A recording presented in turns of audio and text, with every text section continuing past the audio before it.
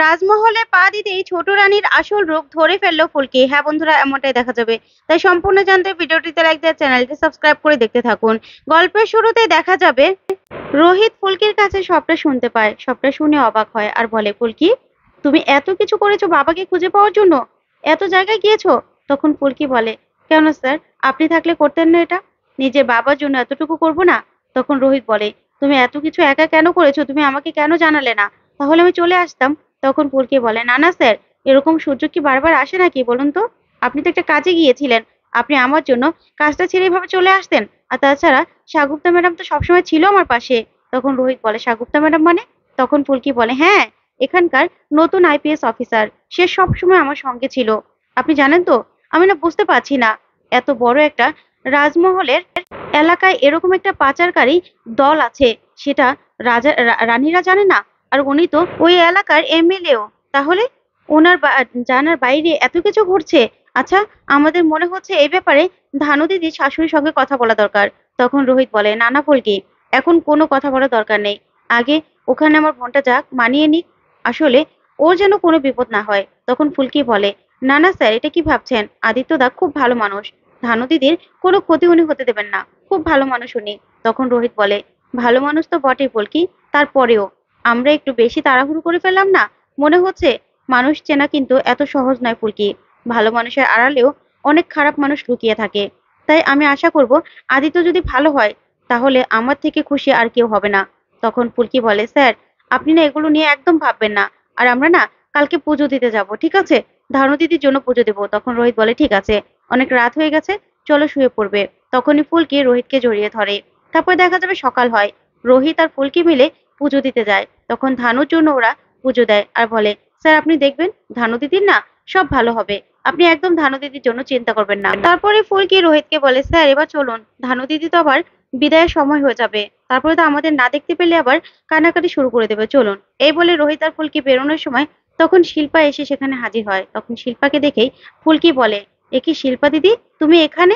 তুমি ঠিক আছো তো? তখন শিল্পা বলে, হ্যাঁ ফুলকি, আমি ঠিক আছি। আসলে জানো তো, তোমাদের সঙ্গে যে অন্যায়টা আমি করেছি না, সেটার জন্য আমি কিছুতেই শান্তি পাচ্ছি না। তাই তোমার কাছে আমি ক্ষমা চাইতে এসেছি। তখন ফুলকি বলে, না না শিল্পা দিদি, আমরা তো বুঝতে পেরেছি। আর আমরা সে কথা এখন কেউ মনে রাখিনি। আমরা সব ভুলে গেছি, বিশ্বাস করো। তোমাকে ক্ষমাও করে দিয়েছি। আর তুমি তো শাস্তিও পেয়েছো। তখন শিল্পা বলে, হ্যাঁ, আমার চাকরিটা তো থাকলোই না ফুলকি, মাকেও কিছু জানাতে পারিনি। আর্থিক অবস্থা এত খারাপ হয়েছে কি বলবো। এখন না কোনো উপায় না পেয়ে তোমার কাছে এসেছি। তুমি যদি কোনো উপায় করে দাও আমাকে। তখন ফুলকি বলে, তুমি না একদম চিন্তা করো না শিল্পা দিদি। তোমার তোমার জন্য নিশ্চয়ই আমরা কিছু করবো স্যার। আমরা শিল্পা দিদির জন্য কিছু করতে পারি না? তখন রোহিত বলে, হ্যাঁ, কিছু তো করা যায়। কারণ ঝিনুকও তেমন ভাবে স্টোরে যেতে পারছে না, তুমিও যেতে পারছো না। তাহলে স্টোরের দায়িত্বটা নিতে পারে কিন্তু শিল্পা। তখন শিল্পা বলে, সত্যি? সত্যি আমার চাকরি হয়ে গেছে? তখন ফুলকি বলে, হ্যাঁ শিল্পা দিদি, তোমার চাকরি হয়ে গেছে। আর আমার শ্বশুরবাড়িতে যেও। আজকে আমার ধানু দিদির বউ ভাত আছে, ঠিক আছে? বিয়ে চলছে তো আমার ননদের, তুমি যেও। তখনই শিল্পাকে ইনভাইট করে রোহিত। তখন শিল্পা খুব খুশি হয়ে যায়। তারপরেই শিল্পা গিয়ে প্রার্থনা করতে থাকে আর বলে, সত্যি তুমি আমার কথা রেখেছো। আমি যে অন্যায় করেছিলাম, সেই অন্যায়ের প্রায়শ্চিত্ত আমার হয়েছে। ওইদিকে ফুলকি রোহিতকে বলে, স্যার জানেন তো, কিছু কিছু মানুষ দেখলে নিজের লোক মনে হয়, যেমন আপন লোক মনে হয়, যেমন শিল্পা দিদি। শিল্পা দিদিকে মনে হয় যেন আমার ভালো করতেই এসেছে। তখনই ফুলকি রোহিতকে বলে, স্যার এবার চলুন, তাড়াতাড়ি যেতে হবে তো বাড়িতে। ওইদিকে ধানু দিদি কি করছে কে জানে। এই বলে রোহিত আর ফুলকি এখান থেকে বেরিয়ে পড়ে। তারপরে দেখা যাবে আদিত্যর বাবা বলতে থাকে, আসলে আমাদের তো এবার বেরোতে হবে, অনেকটা পথ যেতে হবে। তখন জেঠুমনি বলে, হ্যাঁ হ্যাঁ, আসলে ধানু আমাদের বাড়ির একমাত্র রাজকন্যা। ও কিন্তু আমাদের নয়নের মণি, বিশেষ করে রোহিতের। রোহিত কিন্তু ধানুকে খুব আদর করতো। তাই আপনারা না ওকে দেখে রাখবেন। তখনই আদিত্যর বাবা বলে, আপনি একদম চিন্তা করবেন না। আর ধানু আমাদের বাড়ির মেয়ের মতোই থাকবে। তারপরে দেখা যাবে ধানুকে নিয়ে আসে। তখন ধানু কাঁদতে থাকে, অরুণাকে ধরে কাঁদে। তখন অরুণা বলে, ধানুমা, তুমি এই বাড়িতে যেমন সবকিছু আলো উজ্জ্বল করেছিলে, ওই বাড়িতে গিয়েও সবার মন জুগিয়ে থাকবে। তারপর হৈমন্তীও ধানুকে একই কথা বলে। ধানু সবার কথায় কাঁদতে থাকে, সবার জন্য খুব কষ্ট পেতে থাকে। তারপরে দেখা যাবে ফুলকিকে ধরেও ধানু কাঁদতে থাকে। ওইদিকে ছোট রানী ফোন করে আদিত্যর বাবাকে আর বলে, কত দূর, তোমরা কখন বেরোবে? তখন আদিত্যর বাবা বলে, আসলে এখন তো বিদায় পর্ব চলছে, আমার বউরানী কান্না করছে, তাই আর কি, বেরোতে একটু সময় লাগছে। তখন ছোট রানী বলে, শোনো, যাই হোক না কেন, টাইমের মধ্যে বাড়িতে ঢুকতে হবে। শুভ সময় আছে তো, শুভ সময়ের মধ্যে বউরানীর পা যেন এই রাজমহলে পড়ে, ঠিক আছে? তাড়াতাড়ি করো, তাড়া দাও সবাইকে। তখনই আদিত্যর বাবা বলে, ঠিক আছে আমি দেখছি। এ বলে ফোনটা রেখে আদিত্যর বাবা বলে, আসলে রানীমা ফোন করেছিল, বলল বউরানীকে নিয়ে তাড়াতাড়ি বেরোতে হবে, ওদিকেও তো শুভ সময় আছে, তাই শুভক্ষণের মধ্যেই বউরানীর পা রাজমহলে পড়তে হবে। তখনই সবাই বলে, আচ্ছা আচ্ছা ঠিক আছে। তখন ইন্দ্র বলে, আমরা কি দাদাকে নিয়ে আসি? তখনই আদিত্যকে উপর থেকে নিয়ে আসে ইন্দ্ররা। তারপরে দেখা যাবে ধানু কাঁদতে থাকে।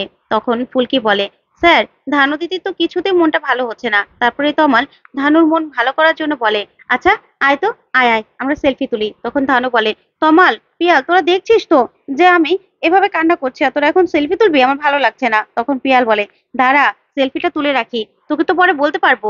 এই নিয়ে সবাই টানাটানি করতে থাকে। তখনই ফুলকি ঢোল, সানাই সবকিছু নিয়ে আসে, আর এসে বলে, ধানু দিদির বিদায় বলে কথা, আমরা এগুলো না করলে হয়? আনন্দ না করলে হয়? তারপরে সবাই মিলে ঢাকঢোল সানাই বাজাতে থাকে। তখনই ধানু নাচতে চায়। তখন লাবু বলে, যা না, এখন তো নিজেদের বাড়িতে। তখন ধানু বলে, যদি কিছু বলে? তখন লাবু বলে, কিচ্ছু বলবে না। তারপরে ধানু ফুলকির সঙ্গে একটু একটু করে নাচ করতে থাকে। তারপরে সানাই বাজানো শেষ হলেই তখন সবাই বলে, এবার তো আমাদের তাড়াতাড়ি করে বেরোতে হবে। তখন লাবুকে ধানু বলে, আচ্ছা দিদি ভাই, তোদের ছাড়া আমি থাকবো কি করে রে? তোদের ছাড়া তো আমি কখনো এক রাতও থাকিনি কোথাও। তখন লাবু বলে, সব ঠিক হয়ে যাবে, আমরা আছি তো, আমরা কাছাকাছি আছি, বললেই আমরা চলে যাব, ঠিক আছে?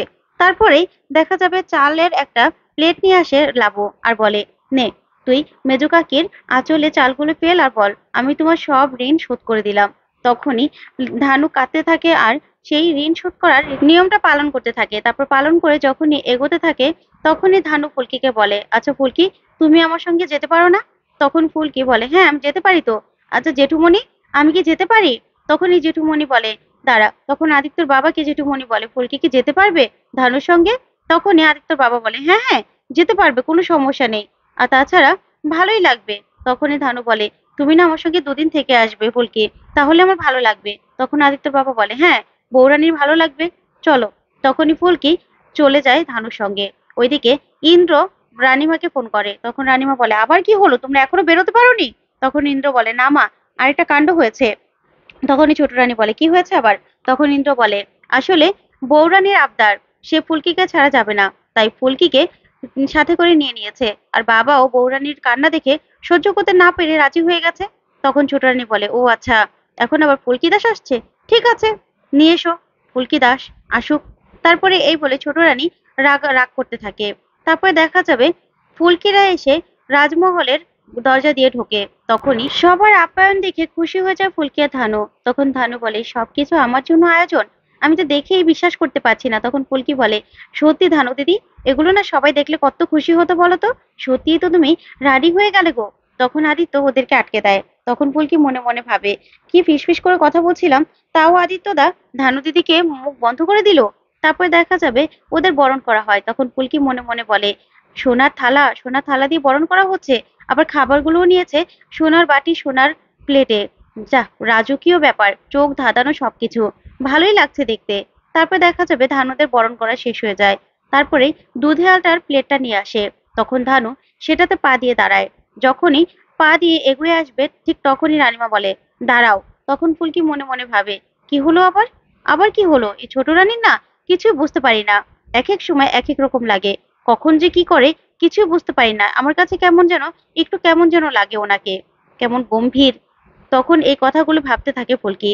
তো বন্ধুরা, আজকের আপডেটটি তোমাদের কাছে কেমন লাগলো কমেন্ট করে জানাতে ভুলবে না। ধন্যবাদ।